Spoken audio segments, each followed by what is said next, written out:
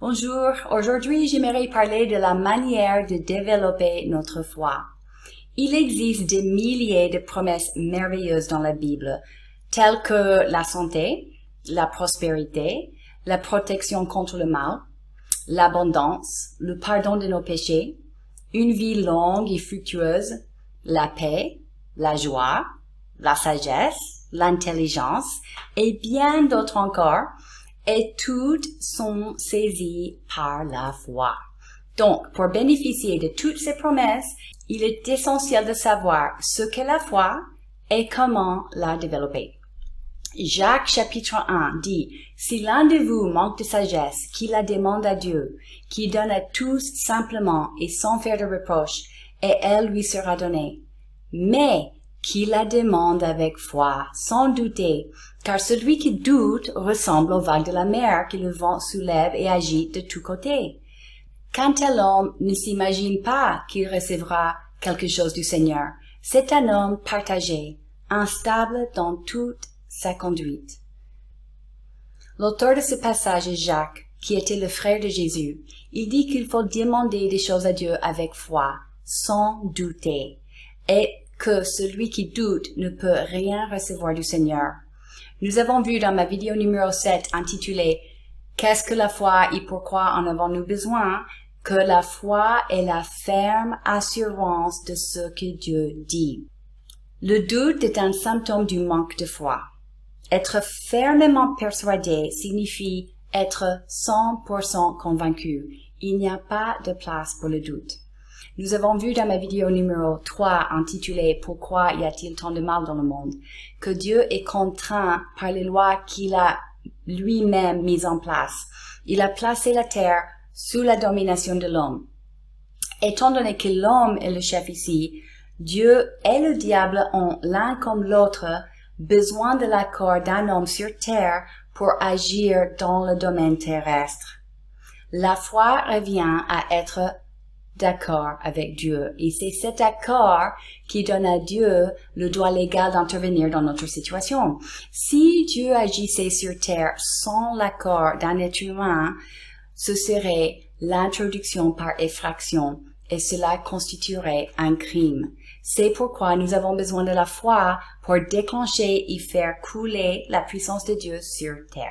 Sans la foi, Dieu ne peut pas agir.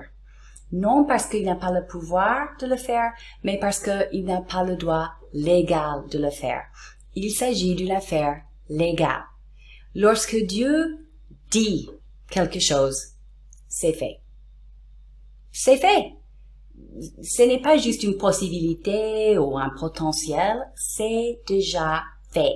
Ce que Dieu dit existe déjà, il est là, il existe dans la dimension spirituelle. C'est par la foi que nous manifestons cette réalité dans la dimension naturelle. C'est pourquoi dans Matthieu 6, Jésus nous enseigne à prier ainsi. Notre Père qui est aux cieux, que ton nom soit sanctifié, que ton règne vienne, que ta volonté soit faite sur la terre comme au ciel.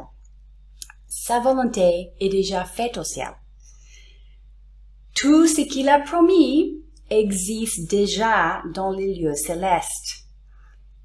Mais c'est à nous d'imposer cette promesse sur terre par la foi. Et Jésus nous dit de prier parce que nos prières expriment notre foi. Dans ma vidéo numéro 8 intitulée « Vos décrets ont la force de la loi », j'explique qu'il est important de prier la parole de Dieu à haute voix. Car lorsque les anges et le reste de la création entendent la parole de Dieu, ils se mettent en action pour l'accomplir. Psaume 103, verset 20 dit « Bénissez l'Éternel, vous ses anges, qui êtes puissants en force et qui exécutez ses ordres, en obéissant à la voix de sa parole. » Ok, maintenant la question est, comment développer notre foi? Romains 10, chapitre 17 dit, « Ainsi la foi vient de ce qu'on entend, et ce qu'on entend vient de la parole de Christ. » Et nous voyons en Jean, chapitre 1, verset 1 à 4 et verset 14, qu'au commencement était la parole, et la parole était avec Dieu, et la parole était Dieu. Elle était au commencement avec Dieu. Toutes choses ont été faites par elle, c'est-à-dire la parole de Dieu. Et rien de ce qui a été fait n'a été fait sans elle. En elle était la vie, et la vie était la lumière des hommes. Et la parole a été faite chair, et elle a habité parmi nous, pleine de grâce et de vérité, et nous avons contemplé sa gloire, une gloire comme la gloire du Fils unique venu du Père. Alors, la foi vient de ce qu'on entend, et ce qu'on entend vient de la parole du Christ, c'est-à-dire la parole vient d'entendre la parole du Christ, qui est la parole de Dieu, puisque Jésus-Christ est lui-même la parole de Dieu. Il n'y a aucune différence entre Jésus-Christ et la parole de Dieu. C'est pourquoi certaines traductions de la Bible disent « La foi vient de ce qu'on entend et ce qu'on entend vient de la parole de Dieu ». En Genèse chapitre 1, nous voyons que Dieu a créé l'univers avec sa parole. Il a parlé. Il a dit que la lumière soit, mais la lumière fut. Il a créé tout en parlant. Une parole sonore est un son.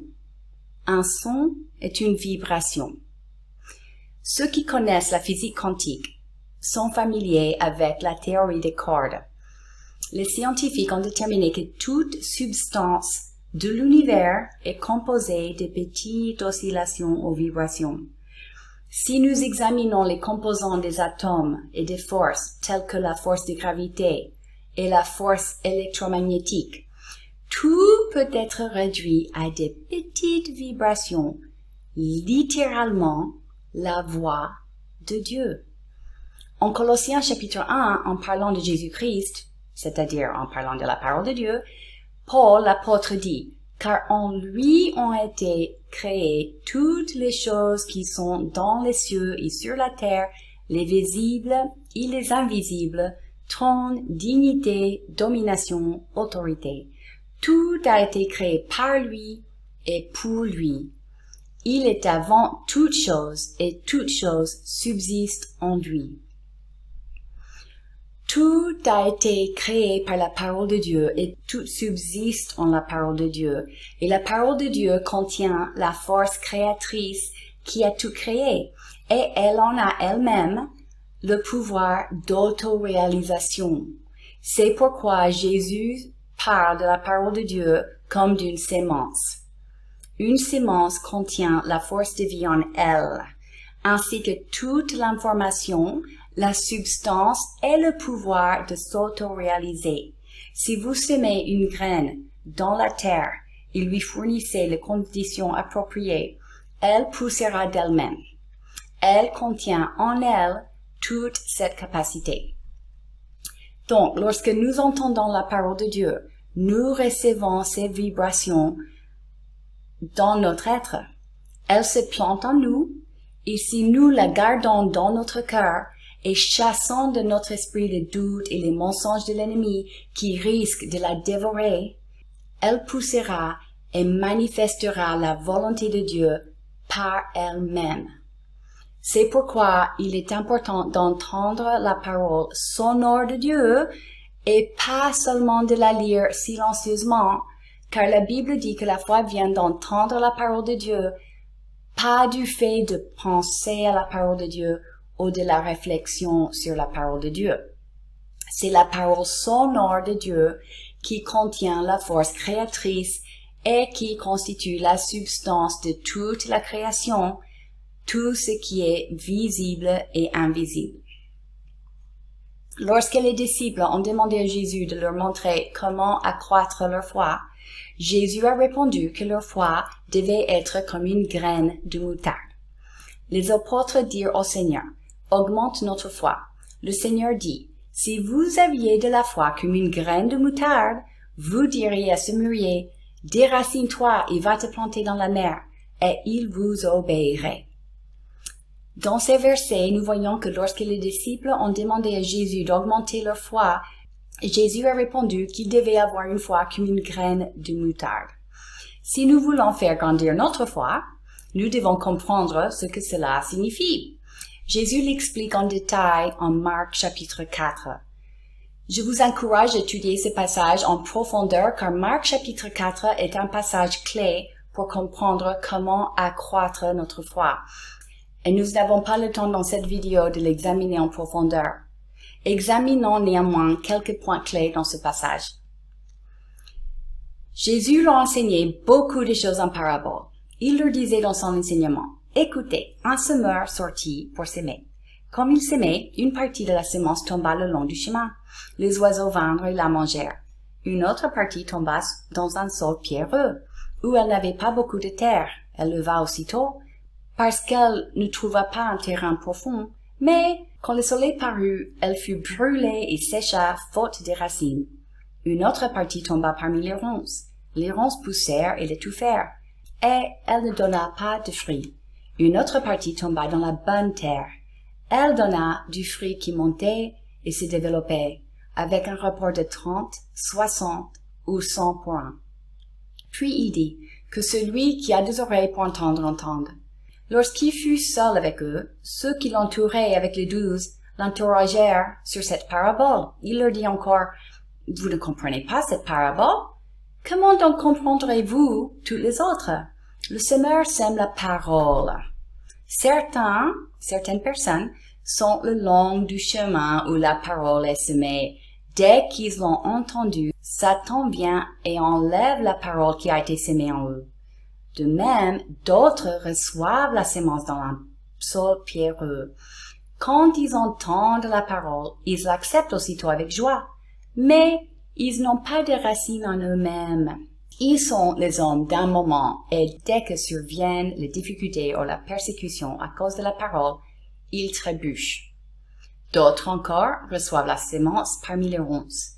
Ils entendent la parole, mais les préoccupations de ce monde, l'attrait trompeur de richesse et les passions en tout genre pénètrent en eux, étouffent la parole et la rendent infructueuse. D'autres, enfin, reçoivent la semence dans la bonne terre. Ce sont ceux qui entendent la parole, l'accueillent et portent du fruit, avec un rapport de 30, 60 ou 100 pour 1. Ici, Jésus explique que la parole de Dieu fonctionne comme une semence. La terre où elle est semée est le cœur de l'homme. Puisque nous vivons dans un monde maudit, il y a beaucoup de choses qui agissent contre la parole de Dieu pour essayer de l'empêcher de porter du fruit. Si le cœur de l'homme n'a pas été bien préparé à recevoir la parole de Dieu, s'il est trop dur, l'ennemi viendra aussitôt l'enlever puisque la graine ne peut pas être bien plantée dans le cœur. Ou bien, même si la parole de Dieu parvient à y être semée, mais ne développe pas de racines, elle se desséchera. Nous voyons cela parfois, par exemple, chez les personnes pour lesquelles on prie, pour qu'elles soient guéries. Elles reçoivent leur guérison avec joie, mais puisqu'elles ne connaissent pas assez bien la parole pour elles-mêmes, elles ne savent pas comment défendre leur guérison avec la parole, la maladie est susceptible à revenir et elles ne savent pas comment la chasser par elles-mêmes. Leur guérison était basée sur la foi d'autrui et elles n'ont pas fait l'effort de développer des racines en elles-mêmes. Un autre exemple de ce phénomène est lorsque une personne croit en la parole, quand tout va bien, mais lorsqu'elle rencontre des difficultés, elle perd rapidement sa confiance en Dieu parce qu'elle n'est pas bien enracinée dans la parole de Dieu et par conséquent, elle croit plutôt à ses circonstances puisqu'elle ne sait pas comment défendre ses croyances avec la parole de Dieu. Puis, dans ce passage, Jésus explique que d'autres personnes reçoivent la parole de Dieu dans leur cœur, mais qu'elles accordent plus d'attention aux soucis du monde qu'à la vérité de la parole.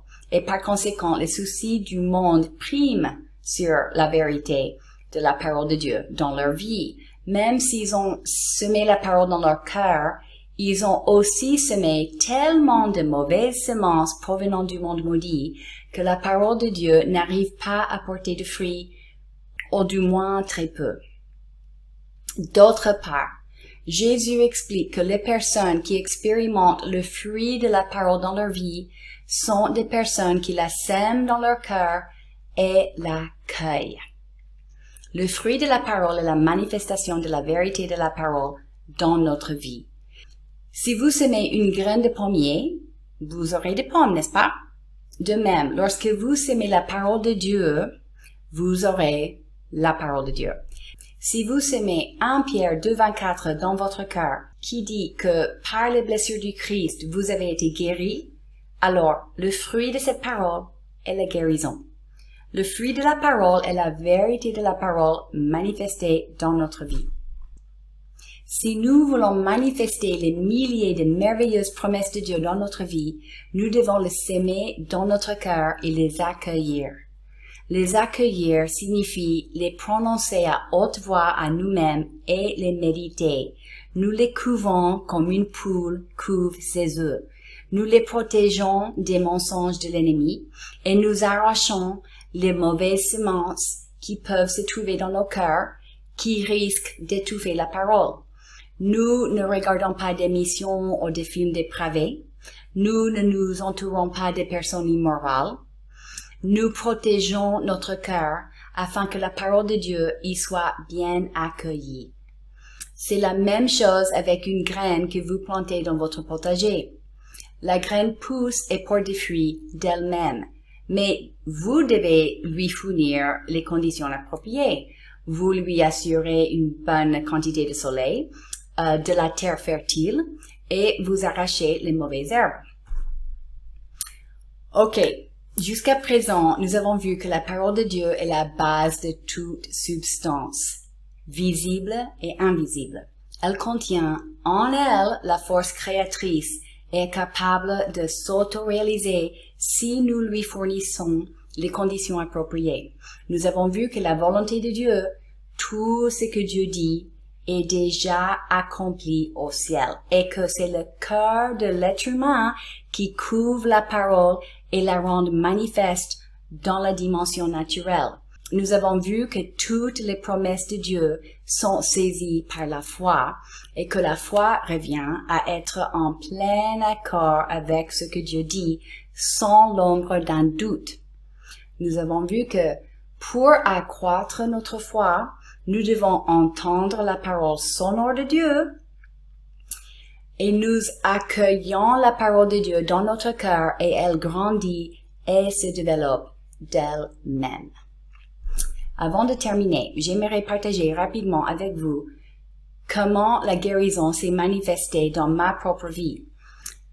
J'ai réuni plusieurs versets bibliques au sujet de la guérison et la libération de la malédiction et je les écris sur des bouts de papier.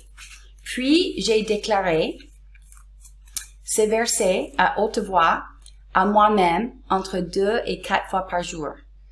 La parole sonore de Dieu contient la force créatrice et lorsque je la prononçais à moi-même, au fur et à mesure, elle transformait mon corps physique. Je souffrais de plusieurs problèmes de santé. J'avais un déséquilibre hormonal pour lequel je devais prendre des hormones tous les jours. J'avais des boutons de fièvre qui, comme vous le savez, sont causés par un virus que la communauté médicale considère incurable.